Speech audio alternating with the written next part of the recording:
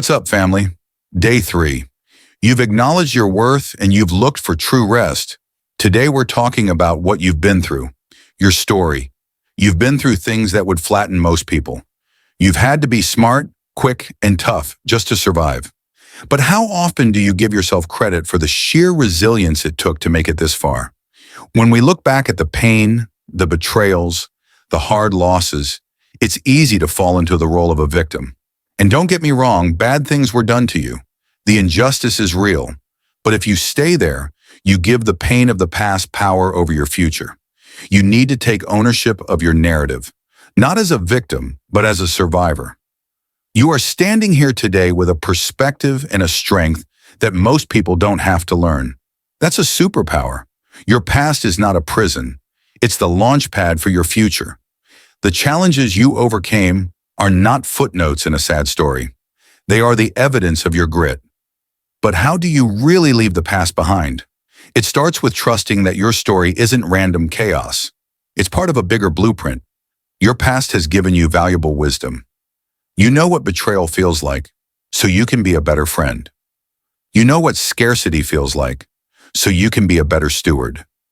You know what darkness looks like, so you can appreciate the light. When God looks at you, He doesn't see your history of mistakes or the mistakes made against you. He sees His plans that are still active and waiting to be fulfilled.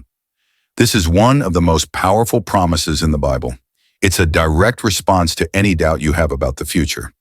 In Jeremiah chapter 29, verse 11, the Lord declares, "For I know the plans I have for you, declares the Lord, plans to prosper you and not to harm you, plans to give you hope and a future." This verse tells you two essential things. 1, God knows the plans. He's not guessing. 2, those plans are for your hope and your future, not for your destruction. The story isn't over, and the best part is still being written by a loving God. You have a future full of hope waiting for you. Let's claim it. First, take a pen and paper, or just open your notes app. Write down one thing you've overcome in your life, a past struggle you survived. Write it down and give yourself credit for that strength. Second, write down one dream you have for your future, no matter how big or unlikely it seems. If God has plans to prosper you, you need to be ready to dream big. Third, pray over that dream. Just say, "God, I trust that your plans for me are better than my past. Show me the way to this hope and future." Tomorrow we're tackling the hardest search of all, the search for real love and real connection.